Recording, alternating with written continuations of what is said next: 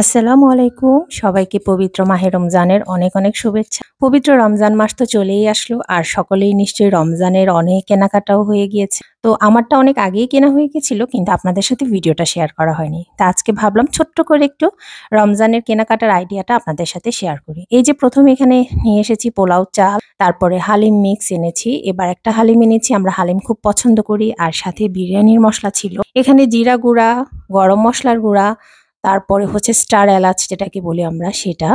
এরপরে ছিল গোলমরিচ, এলাচ এগুলো তো আসলে বেসিক জিনিস লাগবেই। আর এখানে কিশমিশ ছিল। তো এখানে ছিল হচ্ছে রোজার মেইন উপকরণ যেটা সেটা হচ্ছে ছোলার ডাল আর হচ্ছে বুটের ডাল। আর এখানে ছিল সুজি। আমি মাঝে, মাঝে সুজির যে বরফি হালুয়াটা সেটাও করি। এজন্য এখানে কিছু সুজি নিয়ে আসা হয়েছিল। আর এই যে এটা তো হচ্ছে খেজুর, এটা তো লাগবে, এটা ছাড়া একদমই চলবে না। রোজার সময় আসলে আমরা অনেকেই জানি যে আমাদের কি কেনাকাটা করা লাগবে, মানে কি আমাদের মেইন ইনগ্রেডিয়েন্টস লাগবে যেগুলো আমরা হচ্ছে রোজার ইফতারিতে রেডি করব। তো অনেক সময় দেখা যায় যে আমাদের যারা নতুন গৃহিণী আছেন তারা অনেক সময় বুঝে উঠতে পারেন না যে কোন কেনাকাটাগুলো আসলে মানে তাদের প্রধান থাকে বা তাদের প্রয়োজনীয় থাকে। তো সেক্ষেত্রে ব্লগ ভিডিওগুলো দেখে অনেকে হচ্ছে শেখেন। এজন্য তাদের উদ্দেশ্যে আসলে মূলত ভিডিওগুলা করা।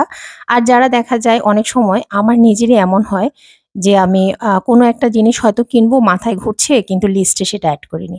যখন কোনো ভিডিও আমার সামনে আসে সেটা আমি দেখে সাথে, সাথে হচ্ছে আমার লিস্টে এড করে নিই। তো এগুলো কিন্তু অনেক বেনিফিট আছে। আর এখানে হচ্ছে এক করে আমি সবগুলো গ্রোসারি গুলো ছিল সেগুলো হচ্ছে আমি এক করে সব হচ্ছে বয়ামে ঢেলে নিলাম। আর এখন এখানে কিছু আপনাদের সাথে কাঁচা সবজি শেয়ার করছি। এখানে ছিল বেগুন, এটা হচ্ছে বেগুনি বানানোর জন্য। আর গত বছরের তুলনায় আমার মনে হয় এবার বেগুনের দামটা একটু কমই আছে। আর এই যে এখানে ছিল হচ্ছে শসা, এটা হচ্ছে ইফতারিতে না হলেই না। মানে ইফতারি বা সেহরিতে আমাদের একদম শসাটা লাগেই। এখানে হচ্ছে কিছু সবজি আমি নিয়ে এসেছি, এগুলো হচ্ছে বিভিন্ন কিছুর সাথে এড করব। যেমন মাঝে, মাঝে হচ্ছে আমি ফুলকপির পাকোড়াটা করি ইফতারিতে, খেতে ভালোই লাগে। আর এখানে ফুলকপিটা একদম ফ্রেশ ছিল। আর বাঁধাকপি দিয়ে দেখা যায় যে অনেক সময় আমি যে কাবাবটা থাকে মানে বিফ বা চিকেন কাবাবটা আমি বাঁধাকপির সাথে এড করে এটা হচ্ছে করি।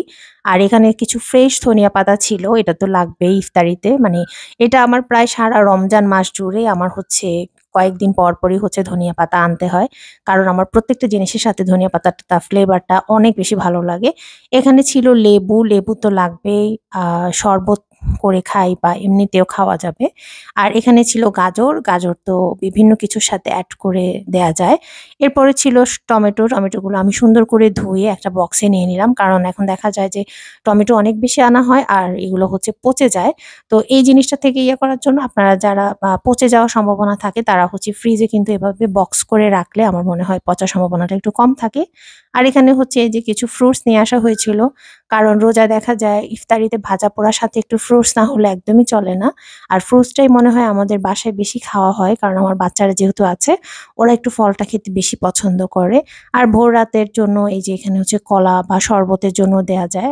ট্যাং, তারপরে হচ্ছে টমেটো সস, চিলি সস, তারপরে হচ্ছে ওয়েস্টার সস, এগুলো কিন্তু আসলে বেসিক লাগে। এই যে আমার প্রিয় রুয়াবজা। ট্যাং যদিও আনা হয়েছিল সেটা ভিডিওতে এড করা হয়নি। এখানে ছিল ফুড কালার। তো আজকের মতো ভিডিওটা এই পর্যন্তই। সকলের রমজান অনেক ভালো কাটুক।